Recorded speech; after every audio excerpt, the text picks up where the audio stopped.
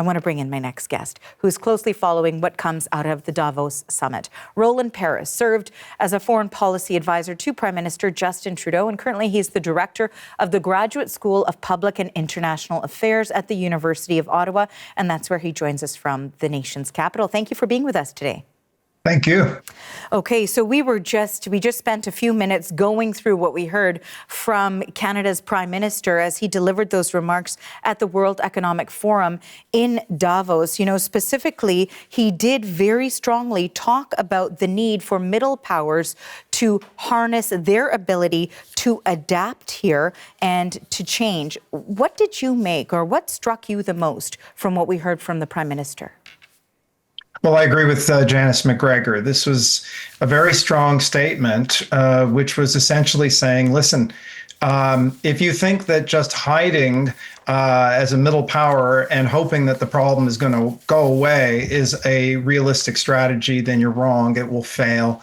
That compliance is not a realistic strategy, that going along to get along is not a realistic strategy. So these are pretty strong words in the context of what we're facing right now with Greenland, and they will very much resonate in Europe, where there is an active debate taking place about how strongly to respond to Donald Trump's threats to Greenland and against Europe, including reviving the question of using much stronger tariffs that had seemed to be parked. So I think this was a very strong message about standing up to this kind of intimidation. But the key question is, does this signal a shift in Canada's policy? Is Mark Carney preparing us for something? Or is this more of a philosophical statement about middle powers needing to resist this kind of pressure?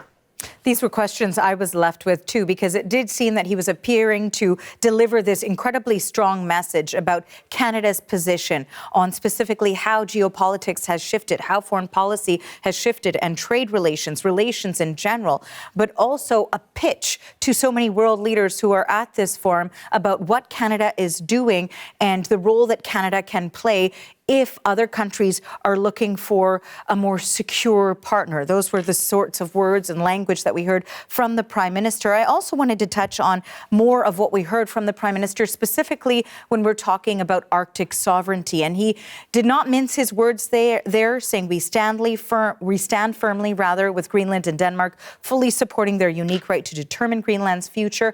Our commitment to Article 5 is unwavering. And also talking about working with NATO allies, including the Nordic-Baltic 8, to further secure the alliance's northern and western flanks, which could include investments, submarines, aircraft, and boots on the ground as well. What did you take from that message? And, of course, the source reporting that we have at CBC News, that is something that the Prime Minister is weighing. Well, it is an important question, and it's just an illustration of how he's walking a really difficult tightrope right now, with on one hand the risk of economic retaliation against Canada, and Canada is more exposed to U.S. economic retaliation than many of our European partners are because of our trade dependence on the United States. And on the other hand, these basic questions of sovereignty, international law, anti-imperialism at this point, and he's continuing to have to walk that tightrope. So we don't know where he's going to land on the possible deployment of additional Canadian troops to Greenland.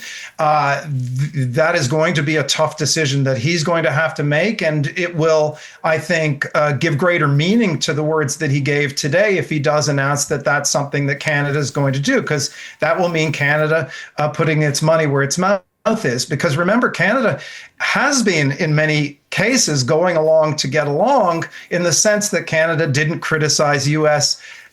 killing of people on speedboats in international waters as a violation of international law, and its response to the U.S. military operation in Venezuela was quite muted. Maybe Greenland is the straw that's broken the camel's back, suggesting this in the rhetoric, but we'll see what he actually does. As part of the Q&A session as well that we heard with the Prime Minister, you know, the question was, it's his belief that the old world is not coming back. And so it's in Canada's best interest, and he was urging the rest of the world as well to consider complete shifts in the way that they approach everything. And there was a question about how he's pursued China here as well. I'm wondering, in terms of strategic partnerships, not just for economic benefit, but also for security benefit, whether or not that is a strategic partnership. Certainly economically, that's our second largest trading partner. But in terms of the security benefits, where does that land when we're seeing tweets like the one that we shared with our viewers from the U.S. president that has Canada covered in the Star-Spangled Banner? Well, it's yet another example of this tightrope that he's walking. And this is the most difficult challenge a Canadian prime minister has faced on foreign policy in living memory.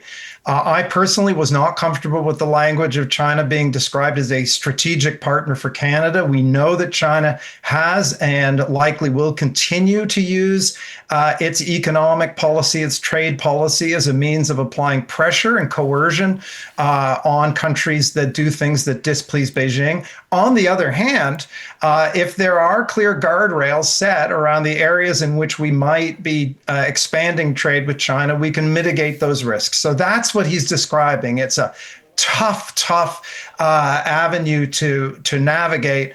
And, this is just part, unfortunately, of the world that we're facing right now. We're feeling lonely. This was partly an appeal for Europeans to buck up under the face of these pressures, but it was partly also a way of saying that Canada wants to be your friend. We are a reliable friend.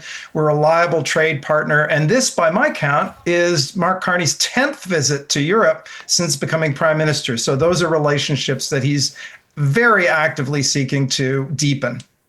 And there's one more quote that I want to ask you about that was delivered from our Prime Minister earlier today when he delivered those remarks in Davos just this hour, in fact, or within the last hour.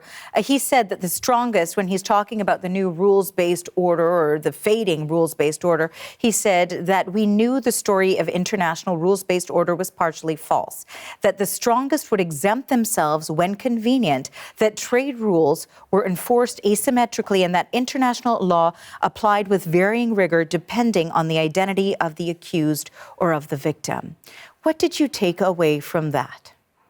Well, actually, I think that that's one of the most sophisticated assessments of the world that we've heard from a Canadian leader in a very long time. What he was basically saying was, listen, we knew that there was inconsistencies in the way the rules-based order worked. We knew there was a measure of hypocrisy, but we were willing to support it and go along with it because the great powers, the United States, was itself willing to constrain itself to some degree. And because the overall benefits, despite the inconsistencies, were still worth it. And he's saying, well, when the great powers just don't even pretend to try to constrain themselves, when they use those systems to actively exploit, to coerce, to subordinate even their closest allies, well, then that fiction is no longer tolerable because the system is no longer providing net benefits. It's a pretty sophisticated and correct analysis of the way that the system worked before and the problems with it right now. Roland, I want to thank you so much for your analysis on this. And of course, I'm sure we'll have many more discussions to come. That is Roland Paris, who served as a foreign policy advisor to Prime Minister Justin Trudeau. And we reached him today in Ottawa.